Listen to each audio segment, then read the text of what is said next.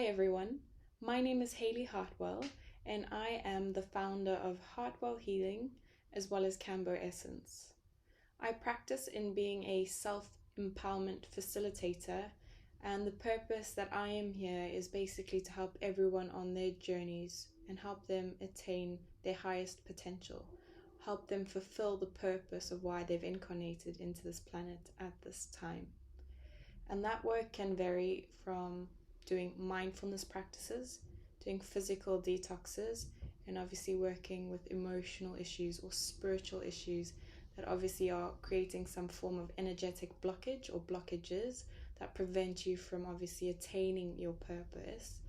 And then we just do practices and work as a process of a journey to obviously help you get there and get there faster and quicker. One of the therapies that I facilitate in is called conscious connected breathing, and that is what I'll be talking about in this video today. Today I'm going to basically be framing what to expect in a breathwork session, how a breathwork session will be conducted, and how to best prepare for it. So, conscious connected breathing is just a form or a approach or a practice of a derivative of breathwork that people can go towards. And this entails basically doing really deep, consciously connected breaths in and out, sort of like a pendulum, without doing any pauses. So a good example of this practice is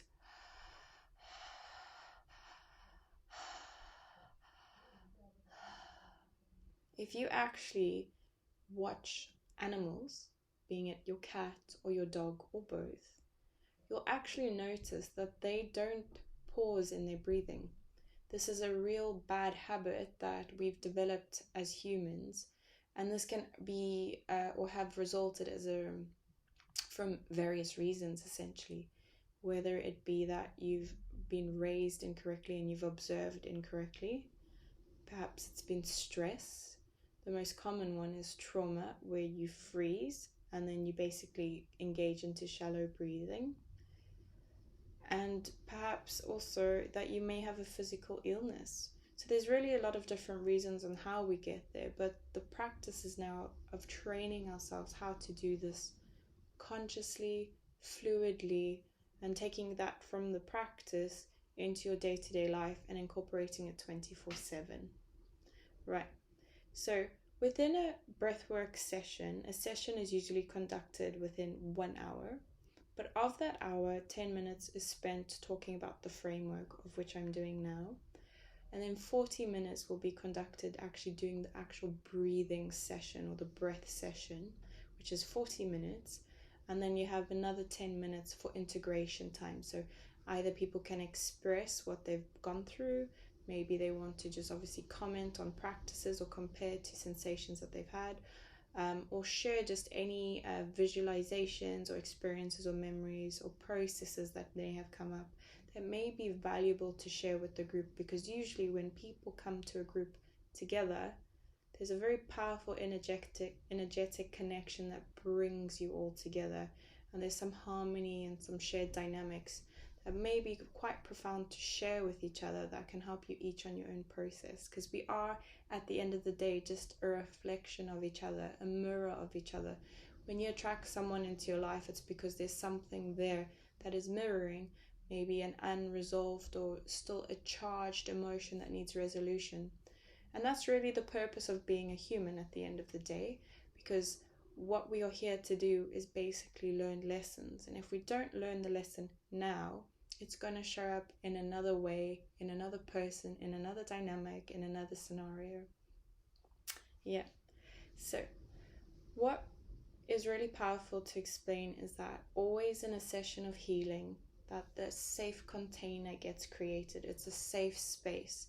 And I always say to people that come into any type of practice with me that this is probably the safest place on earth that you'll ever have to really truly be vulnerable. We encourage being vulnerable. We encourage you sharing your feelings. We encourage expressing yourself. And in whatever way that may show up, that's absolutely perfectly welcome, because that is obviously what you need for you to do your healing. And with that said, we obviously focus in on the sense of confidentiality. So confidentiality means please do not share this work outside of session. Respect that as your process, you don't want it shared with other people to not do so. So how we encourage that, especially with online sessions, is that I ask you to please have your cameras on at all times in the session, at all time during your breathing. And when that is having the camera on you, your screen or your computer or your laptop, please ensure that that's not shown to anyone else outside of the session.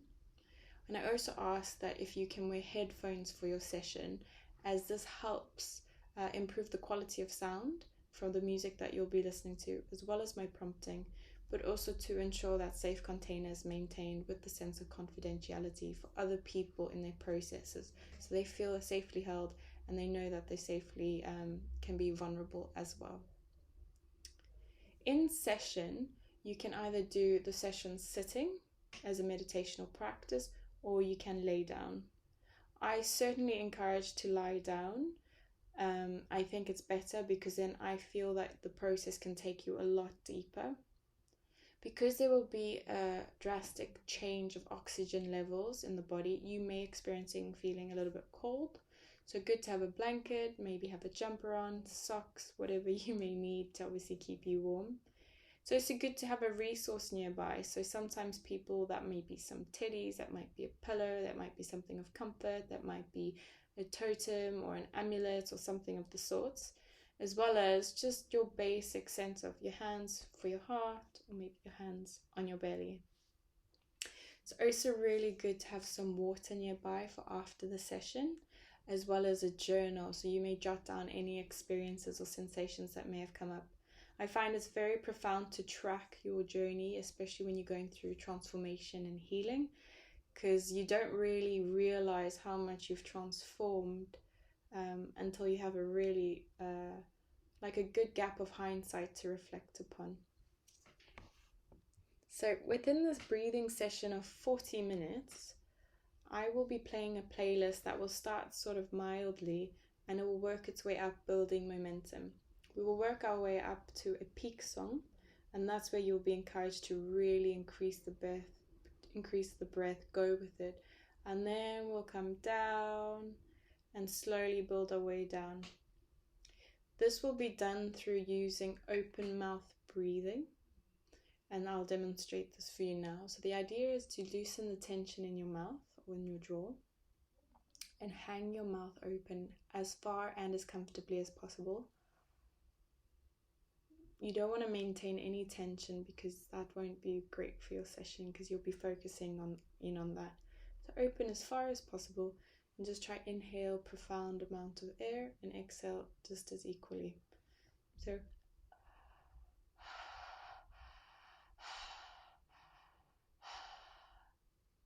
with that said, as we build up momentum, it'll be good to also bring up that momentum of the breath. What may actually happen throughout some of the session is that maybe the experience might be too much, maybe you might feel uncomfortable, maybe a memory is coming up for whatever reason. Always remember that you are in control of your session. So if it gets too much with the breathing, you can always slow it down. And when you feel comfortable again, you can pick it up. If it is still too much, even when slowed down, you can modify your practice into a nose breath. Same story, but just through the nose.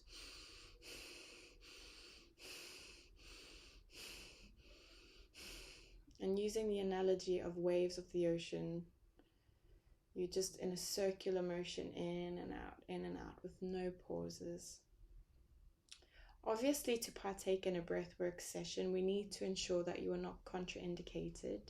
And the contraindications are epilepsy, heart conditions or arrhythmia, unstable pregnancy, low or high blood pressure with history of fainting, bipolar disorder, schizophrenia or psychosis, and any pre-existing lung conditions such as COPD or asthma. Needless to say, that doesn't completely contraindicate you from doing the treatment. You can just do the modified practice of nose breathing. Again, it's very important to be quite, I would say, authentic and honest with yourself about what you can handle, because the whole point of breath work is basically tapping into the sympathetic nervous system, which is responsible for fight or flight, and trying to reconnect the part of you that's disassociated, trying to bring you present and bring you into a state of calm and connectedness. If you're going to be doing a practice that's going to put you even further out than before, then I don't really think that's quite responsible. And that's why you have a facilitator to help you guide you through your process. But the point is to be responsible, to know where you're at in your process, and to know what you can handle. In that same breath, while doing breath work online, I obviously am not physically present to be able to offer you some touch, maybe some calm or some grounding when maybe your process may get too much. In that respect, again, it's good to have a resource. A resource again might be a teddy, a pillow, something special to you, or perhaps you may use your hands by putting it on a dedicated place on your body, whether it be your heart, or your womb, or your stomach, whatever that resonates with you. Right. When you are going through the practice of breathing, what you may experience is a different sensation. So sometimes people will experience a tingling around the mouth region. Sometimes you may experience tingling throughout your extremities, whether it be your hand, maybe your feet. And then sometimes people experience something called tetany. And tetany is where there is a dramatic change in the oxygen and carbon dioxide levels in your body. You might find your hands start to do this, what we call crab hands or claw hands. But again, if that does happen, there's nothing wrong. It's just a change in your biochemistry. And all you need to do again is just slow down the breath or alternate to nose breathing, and then you'll start to feel your body come back into a state of normality. Also, if you feel encouraged that you want to do some movement, you can do some movement as well. The whole practice is about listening to your body, communicating with your body, and giving it what it needs. And obviously with the breath of life, we're able to profoundly do that. So I think that's enough said for today and understanding what the frame is. And if you'd like to book in a breathe with me, whether it be online or in person, please look at the comments box below. I'll post the link. And I look forward to sharing the space and practice with you. Aho.